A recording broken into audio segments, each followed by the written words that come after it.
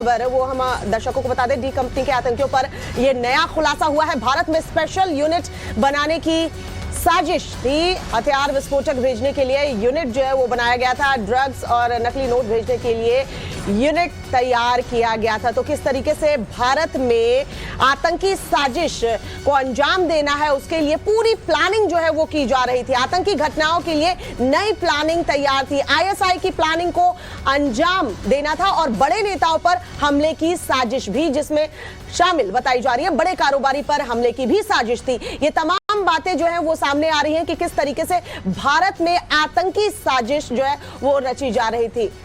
हमारे साथ अनुज और अरुणिल दोनों जुड़े हुए हैं। अनुज का रुख कर लेते हैं। अनुज, और क्या इंफॉर्मेशन मिल रही है जो नई प्लानिंग सामने आ रही है कि किस तरीके से आतंकी साजिश भारत में करने की एक प्लानिंग तैयार थी, जिसके लिए एक स्पेशल यूनिट भी तैयार हुआ था। इस यूनिट को लेकर क्या जानकारी?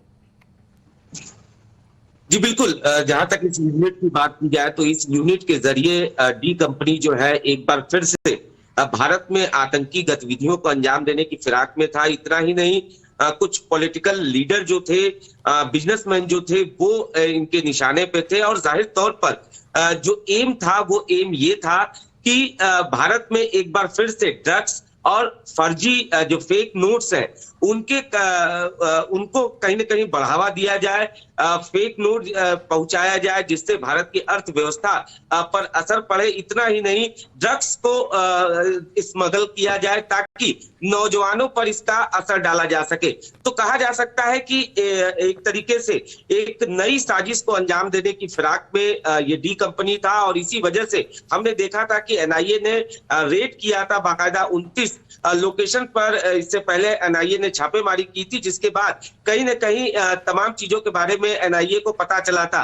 तो फिलहाल अगर कहा जा सकता है कि दाऊद इब्राहिम की बात करें, छोटा शकील की बात करें या अनीश इब्राहिम की बात करें, टाइगर मेनन की बात करें, ये तमाम वो आतंकी हैं जो लगातार भारत के खिलाफ साजिश रचते रहे हैं, लगातार आतंकी गतिविधियों में शामिल रहे हैं और 1993 ब्लास्ट के मास्टरमाइंड रहे हैं। तो जाहिर तौर पर इन पर शिकंजा कसने के लिए एनआईए की तरफ से ये अनाउंस किया गया है 25 लाख दाऊद इब्राहिम पर, 20 लाख छोटा शकील पर, 15 लाख बाकी जो 3 गैंग के मेंबर्स हैं उन पर।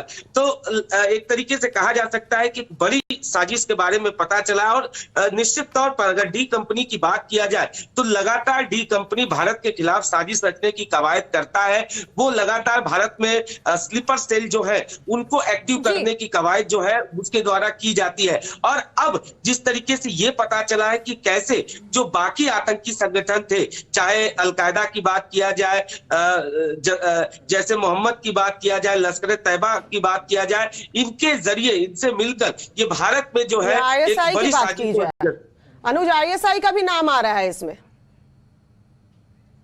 जी बिल्कुल, आईएसआई की बात किया जाए तो आईएसआई लगातार भारत में अपने नापाक मंसूबों को अंजाम देने की फिराक में रहता है। और जैसे ही डी कंपनी, चूंकि अगर बात किया जाए दाऊद इब्राहिम की, बने रहेगा हमारे साथ अरुणिल भी बने, जरा उनसे भी एक अपडेट ले लेते हैं। अरुणिल, अब सवाल ये उठता है कि कई ऐसे स्लीपर सेल्स एक्टिव हुए हैं हाल फिलहाल में, बड़े बड़े उद्योगपतियों को किस तरह से निशाना बनाया जा रहा है, इसके सबूत भी मिले थे, इन मामलों को लेकर जांच भी की जा रही है।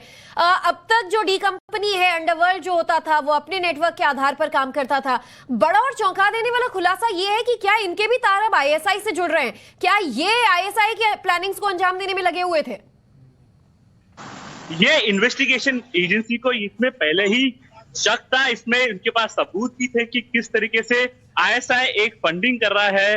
दाऊद इब्राहिम का जो नेटवर्क है मुंबई और बाकी भारत के भागों में, उसमें कैसा फंडिंग की जा रही है। और इसमें मेनली ड्रग ट्रैफिकिंग, स्मगलिंग और एक्सटॉर्शन और हवाला रैकेट के द्वारा ये पैसा लाया जा रहा है, इसका पूरा शक था। और अभी जो 29 जगह पर मई में जहां पर रेड्स हुए थे, छापेमारी हुई थी और जिन लोगों को पकड़ा था, जिनसे कड़ी पूछताछ की गई थी, उसके बाद ये सामने आया है एनआईए के पास कि किस तरीके से ये जो स्पेशल यूनिट बनाया गया है वो अलकायदा, जैश ए मोहम्मद और मेनली आईएसआई जो कि पाकिस्तान की एजेंसी है, उसके साथ टैंडम में, कोलैबोरेशन में काम करते हुए किस तरीके से आतंक फैलाया जा सके, किस तरीके से भारत की अर्थव्यवस्था को बेकार किया जा सके, किस तरीके से हानि पहुंचाया जा सके, इस पर काम कर रहा है। और ये काफी अहम इंफॉर्मेशन एनआईए के पास सामने आई है।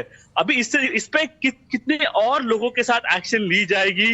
अगर हम बात करें तो नवाब मलिक, जो कि एनसीपी के एक मंत्री है, उनका जो अरेस्ट हुआ था वो भी इसी बलबूते पे हुआ था। जो एनआईए ने इन्वेस्टिगेशन जारी किया था, उसके बलबूते पर ईडी ने उनकी गिरफ्तारी की गई थी। बिल्कुल, ड्रग से लेकर ड्रग रैकेट का हो या फिर कई ऐसे तमाम खुलासे हाल फिलहाल में खासतौर पर मुंबई से किए गए थे और एनआईए ने कई तारों को जोड़ते हुए आज बड़ा ऐलान किया है। डी कंपनी के जुड़े तमाम उन लोगों पर आज इनाम का भी ऐलान किया गया है जिनकी तलाश 1993 से की जा रही है।